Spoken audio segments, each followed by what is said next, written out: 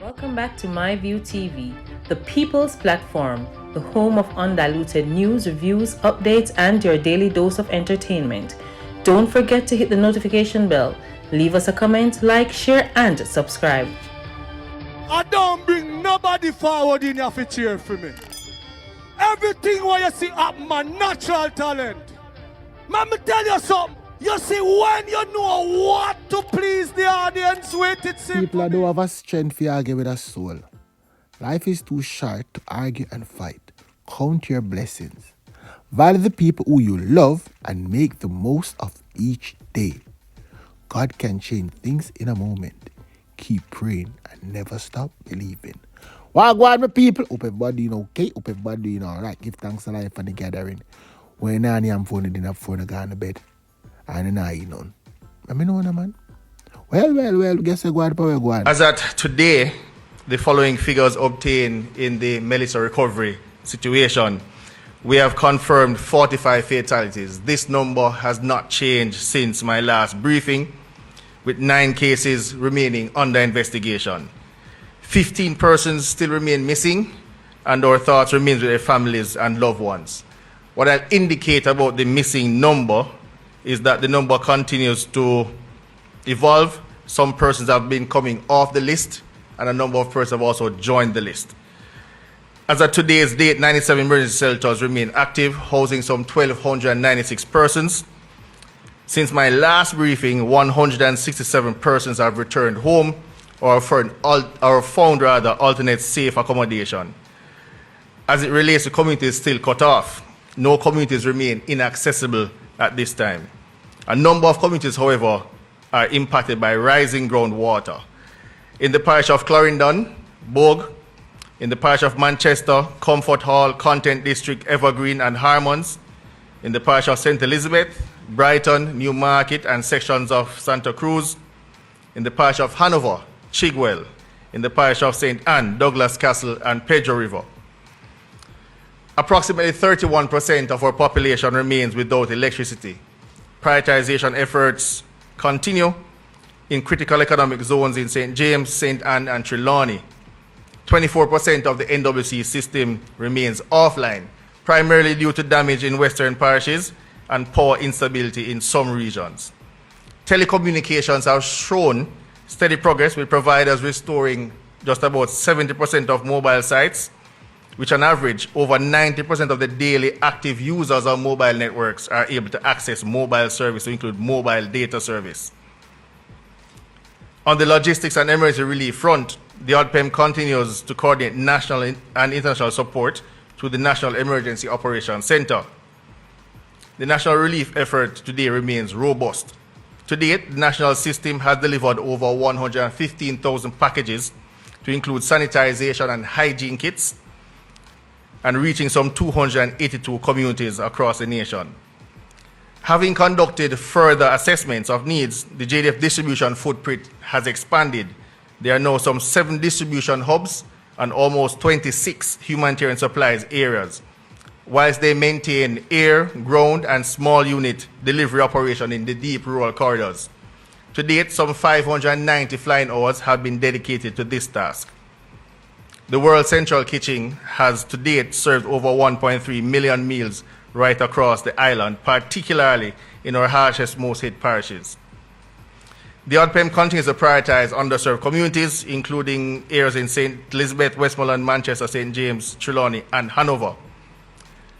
The damage assessment report, as delivered earlier, is congruent with the rapid needs assessment conducted through the SEDEMA and the initial damage assessment reports conducted through the ODPEM.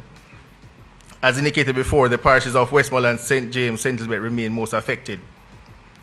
By way of building counts for dwellings, approximately 156,000 dwellings were damaged. Of that number, some 24,000 were total losses. The Ministry of Health and Wellness continues to expand its operations through mobile clinics, mobile pharmacies, and mental health teams going into various communities. Public health surveillance for leptospirosis, dengue, tetanus, and waterborne illness has commenced. A field hospital from the Barbados Defense Force will be set up in the Savannah Mar area to bolster medical services in the western region. To date, more than 16,000 donors, both locally and overseas, have contributed to the GOJ disaster relief platform, totaling some 556 million Jamaican dollars. Churches and faith groups and other organizations continue in their efforts to provide invaluable large-scale distribution of food, clothing, care packages across the affected parishes. In closing, I want to thank the citizens of Jamaica, especially those most affected, for their patience and cooperation with the ODPEM as we continue to coordinate nationwide activities with all ministries, departments, and agencies. Jamaica's recovery from Hurricane Melissa is progressing at pace, particularly with the restoration of water, telecommunications, and the essential services. The national system, the ODPEM, the NEOC, ministries, utilities, security forces, and our international partners have demonstrated high levels of coordination, efficiency, and operational discipline. The coming weeks will determine the pace of long-term recovery, but the foundation of achievements thus far across the utilities, humanities access, telecoms, and overall command architecture at this time suggests strong trajectory towards national stabilization and reconstruction. I thank you, and may God continue to bless Jamaica. Alvin get them the data they from. I must from Simon or Theodore. Because them they not right. Them they not right. None tall. Alvin, go and farm fool of yourself. You thought they go and farm fool of yourself and come chat this bag of rubbish where you chat. Because both me and you must say them they don't right. He no right, none tall. As a matter of fact, people, come here.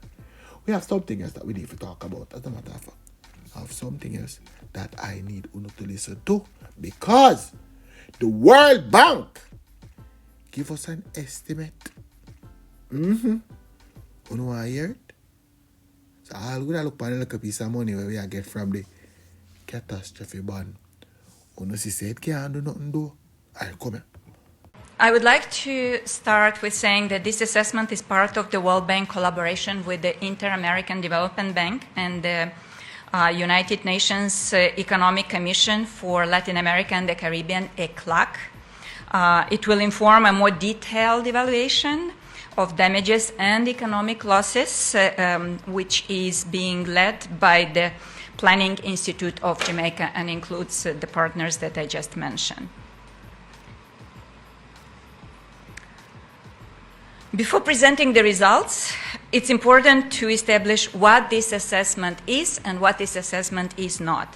So GRADE, Global Rapid Post-Disaster Damage Estimation, is a remote approach that uses sophisticated techniques like catastrophe modeling, satellite imaging, social media to estimate the direct cost of damage in a short time, in a matter of 2-3 weeks, to inform early decision making. Results are given by parish and by 4 asset classes. These are residential, non-residential, infrastructure, and agriculture. However, the GRADE assessment only assesses physical damage. It does not consider economic losses, and it does not consider the additional costs for building better. It's only like-for-like replacement costs. The GRADE methodology, which the World Bank has developed and used across the world, is meant to support early decision-making in the aftermath of shocks and events. And it actually delivers quite a high level of accuracy of about 90%. Very quickly about the data we used: scientific event data, vulnerability data, remote sensing data, historical damage data, built assets data, census and socioeconomic data, and reported damages in the official sources, media, and social media.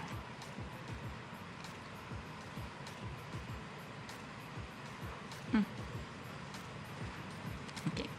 And now the key results. The total cost of damage is estimated at 8.8 billion US dollars, which is 41% of the gross domestic product of Jamaica in 2024. As I said, this number assumes only physical damage. The economic damage will, of course, be also large, and often from our experience, it's even larger than the physical damage. But this will be estimated later when the DALA assessment is completed. Parishes of St. Elizabeth, St. James, Westmoreland experienced the worst damage, and these 3 parishes account for a total of 5.5 billion US dollars, or 63% of the country's total damage.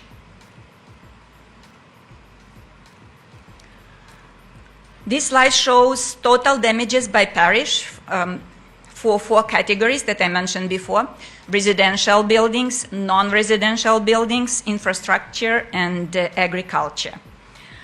I would like to note that the breakdown by parish should be taken as indicative, and this will be verified in the future estimates.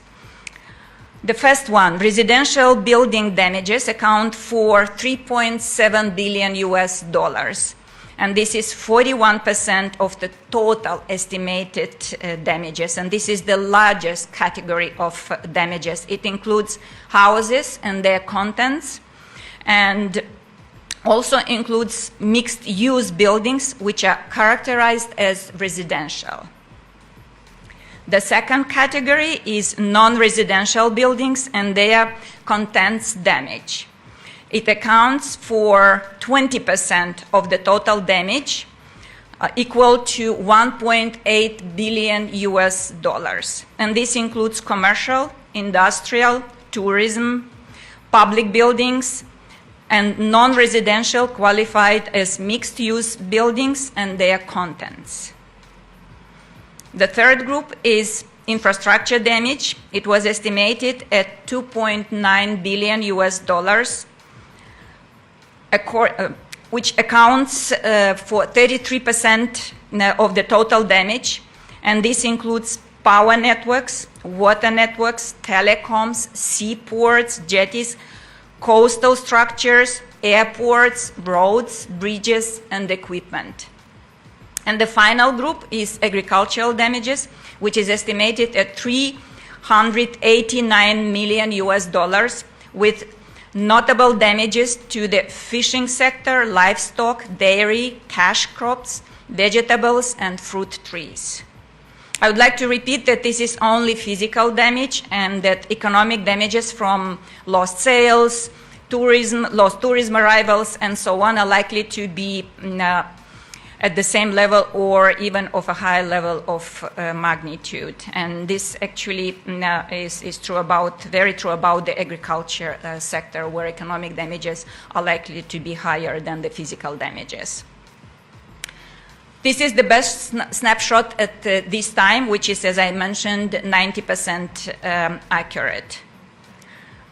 We will be issuing a joint press release with the IDB, and there will be a report which will be available to everyone. All the data, all the information will be open source. Everybody will be able to use this data and will serve as a basis for future assessments.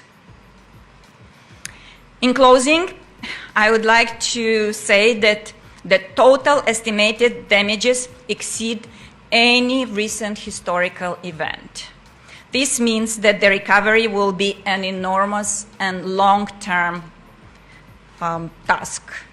It will require a well-coordinated strategic approach to ensure speed, efficiency, and transparency, and a whole of society effort from local institutions, the private sector, and from communities.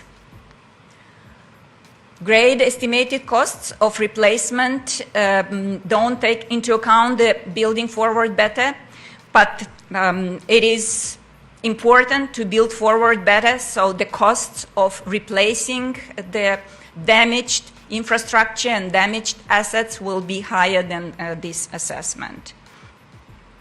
The substantial residential damage, although significant, gives an opportunity to build forward better, and building regulations will be critical in this regard, but the benefits can be as high as $6 for every dollar spent.